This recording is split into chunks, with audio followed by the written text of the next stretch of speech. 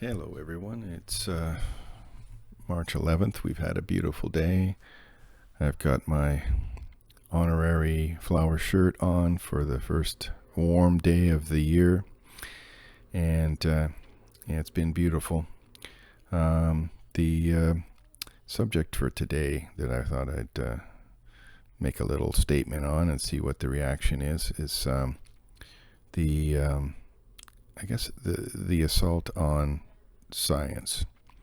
There is a movement. It's in academia. It's in the media where people are trying to classify the hard sciences as being somehow representative of only part of society. That it's being it gets used to move Western civilization and white people. That's seemingly where they're coming from ahead. It's a tool. It's a lever that gets used only by certain groups. And in truth, when I look at it, I see, the hard sciences. People come from all over the world and contribute and use and make use of the hard sciences to better their societies, and it's a combined human effort from every corner of the world that gets us where we are. Anyone who would think any other way simply does not understand science. It's shocking to me that these kinds of viewpoints even get treated with any kind of seriousness, but they do. It gets communicated that you need to decolonize your, the subject matter, decolonize physics, decolonize mathematics, as though an understanding of mathematics is used to colonial as purposes. It's bizarre, actually, and the idea that it comes from, I think, postmodernism, and the idea that there is no objective truth, that there's only personal truth, there's only my viewpoint, a narrative. And I've always thought of things like philosophy as being useless. But it is in philosophy departments where this pernicious concept comes from, and it is growing. It encourages people to think of themselves as victims, and it is a danger, I think, to allow it to exist in the manner that it is right now, unchallenged. If they want to have a debate on the subject, they don't debate, unfortunately. But if they do, we need to be out there debating.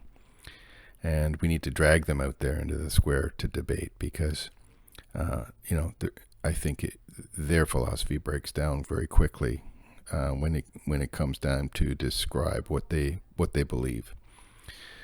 So, for the identity politics and the victim Olympics that seems to take place, where you have to be, some kind of a certain sex, a certain gender identity, a certain this and a certain that, then you can speak. Only then can you speak on a subject.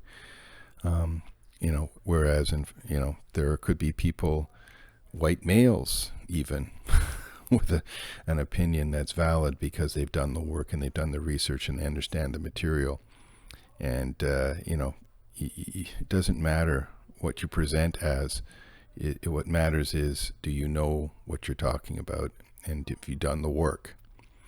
And, there's I may get into more detail on some of this, but I'm curious to know if people are seeing this out there, if the people are seeing the articles. Some of it slides by. You have to be watching for it. But boards of education are beginning to try and segregate people. I saw that, was it the York Board of Education? They haven't yet created a room that people can go to of one particular skin color only, get away, just to, to avoid the, I guess, all the white people in the school. It's bizarre to me that people, and they didn't do it. So this Board of Education is obviously looking at it going, what's going to happen if we start to do this? But boy, very loudly upset about it on CBC. I have a hard time listening to CBC now, actually. It's seemingly so extreme in its standardizing of viewpoints.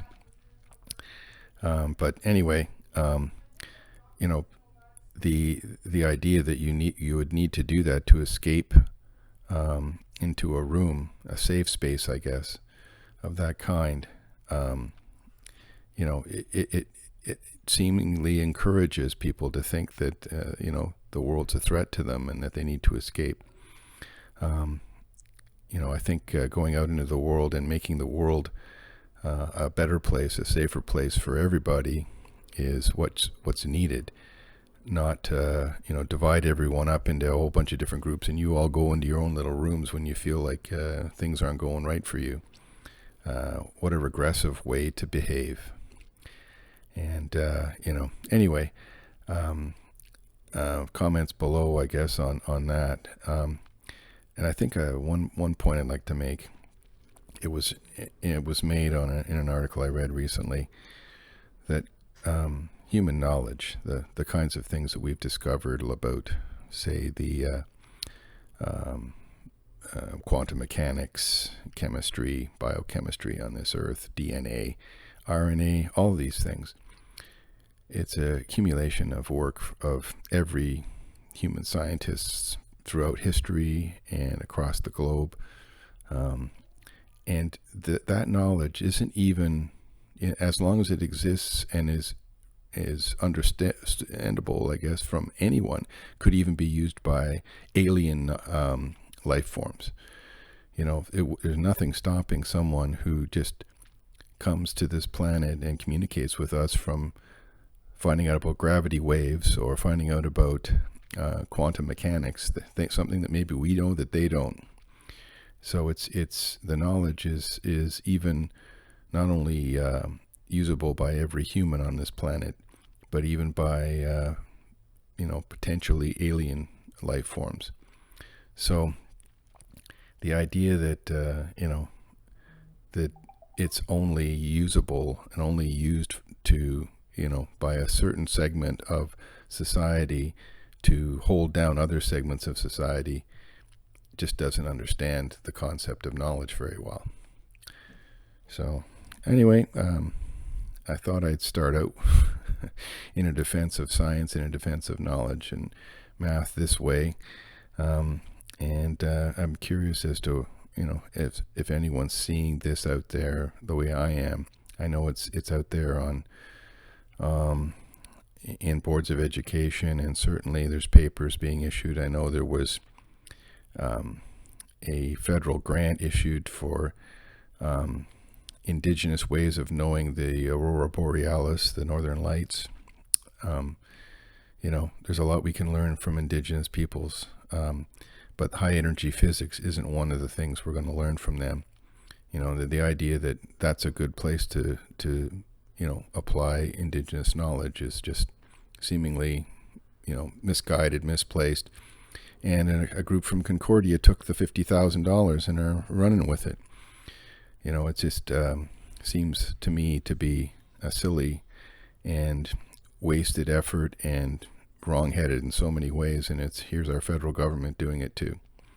So curious about what anyone might think and or seen or heard on these kinds of things. And leave it down below or respond in an email. And have yourself a good month of March. I'm sure I'll probably get back to you before the end of the month, but enjoy the weather, and we'll be talking. Bye-bye.